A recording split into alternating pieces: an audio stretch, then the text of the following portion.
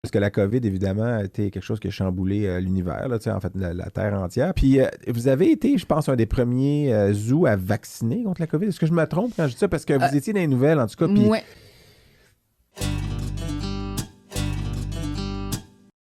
même j'ai vu un article où tu étais cité et tu étais interviewé par le Sud-Ouest, qui est un journal dans le Sud-Ouest de la France, là, tu sais.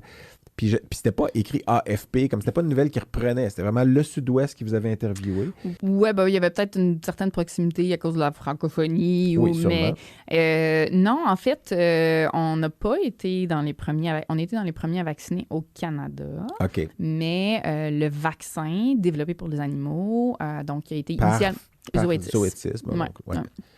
Donc, qui est un vaccin ARN messager ou par curiosité ou pas non, du tout? ben, vecteur. Vecteur, OK. Oui. Donc, complètement différent du vaccin humain qui a été utilisé. Donc, il a été développé initialement assez tôt dans la pandémie quand il a commencé à avoir, dans le fond, des cas recensés chez les visons d'élevage. Donc, le vaccin a été développé un peu plus dans ce sens-là, mais assez rapidement, quand on s'est rendu compte qu'il y avait certaines espèces dans les zoos, des primates ou des félins qui étaient cliniquement affectés, ben, les zoétistes a rendu disponibles, en fait, des doses aux institutions zoologiques puis instituts donc participants là, à des programmes de conservation. Donc, ça la distribution de ces vaccins-là a été plus rapide aux États-Unis parce que c'est là que le vaccin était fait. Puis, une fois que toutes les aspects réglementaires ont été réglés là, pour pouvoir en exporter au Canada, bien, là, on a pu participer là, aussi là, à la vaccination. C'est certain que, tu sais, un peu comme pour les humains, les connaissances de la COVID versus les différentes susceptibilités chez les animaux ont beaucoup évolué pendant 2 ans. Donc, rapidement, par la force des choses. Là, et puis, avec chacun des variants aussi, ça semble un peu différent. Donc, tu sais, c'est difficile. Puis, la décision de vacciner ou pas une espèce, donc, était basée au moment où il fallait prendre la décision sur c'est le risque-bénéfice aussi. Exactement. Là, donc, c'est un vaccin qui était quand même sécuritaire. Nous, on a vacciné là, 90 animaux au zoo de, je pense, 24 donc, espèces. Surtout des primates, surtout des félins, certains autres, mais il n'y a eu aucune réaction adverse. Donc, c'était un peu c'est une question de risque-bénéfice. Il fallait aussi prendre en considération la facilité de prodiguer le vaccin.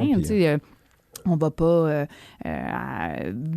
vacciner. C'est un stress aux animaux, évidemment. Mais ça peut être un stress. Un danger potentiel. Ce que ça l'a créé, c'est vraiment une grande motivation de la part des techniciens en soins animaliers qui s'occupent des animaux tous les jours d'avancer plus rapidement l'entraînement biomédical ou la désensibilisation à recevoir. Donc, il y a beaucoup des animaux, en fait. À la limite, un impact positif pour certaines choses qui... Exactement, parce que il y a beaucoup d'animaux qu'on n'a pas eu à avoir besoin de capturer juste pour ça ou qu'on a été capable de...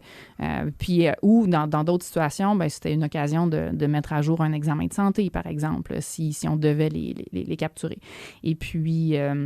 donc, c'est ça. Et puis, au moment où on avait commandé les vaccins, ce qu'il faut se mettre en tête aussi, c'est que c'était au début de la vague Delta. Et puis, à ce moment-là, il y avait des rapports assez inquiétants aux États-Unis de mortalité chez certaines espèces, donc notamment les léopards des neiges. Il y a une institution qui ont perdu leurs 3 léopards des neiges suite à la COVID. Donc là, tu dis, est-ce qu'avec l'évolution des variants, est-ce qu'ils vont avoir une susceptibilité augmentée à une maladie sévère?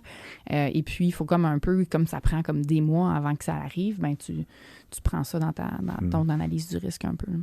Mais Scott Wyss relayait récemment une étude là, où ils l'ont étudié chez les chats domestiques qui ont été avec des humains qui ont eu la COVID, puis on l'a beaucoup sous-estimé, la séroprévalence chez les chats. Là. Chez les chats, puis peut-être même les chiens, on en a parlé un peu aussi, les chiens avec des signes digestifs, puis tout ça. Puis il y a une étude qui est sortie depuis qu'on a mentionné dans notre... En tout cas, on a parlé de mon chien qui avait une diarrhée hémorragique, le phénoménal. J'ai pas vu pendant que moi, j'étais passer, positif avec Anne-Sophie, ma conjointe, puis le bébé était malade, puis il y avait à peine 1 mois. Mais ça vous a touché plus peut-être que les vétérinaires, en tout cas d'animaux de compagnie comme nous ou d'autres. Puis je me dis, l'influenza aviaire aussi, évidemment, là, le H5N1, qui est encore un problème. En fait, la COVID aussi, c'est encore un problème. Là, mais vous aussi, ça vous touche. S'il y a des fois, il faut fermer, il faut enlever, sortir certains animaux pour les protéger. Puis évidemment, vous, c'est parce que ceux-là, particulièrement... Parce que la COVID, j'imagine, ça vient des humains quand ils l'attrapent. Là. Vous, c'est l'influenza aviaire, c'est les oiseaux qui passent au-dessus du zoo. Vous ne pouvez pas les empêcher de voler au-dessus puis de déféquer. Non, c'est de la gestion du risque. C'est assez intéressant. Puis je pense que la médecine zoologique, ça. Moi, je suis je navigue un peu entre mes intérêts médecine individuelle, bien-être, puis, Faune, puis un peu plus large au niveau population. Fait que j'aime ce mélange-là. Puis effectivement, c'est ça fait partie de... C'est très vous êtes au centre de tout ça. Puis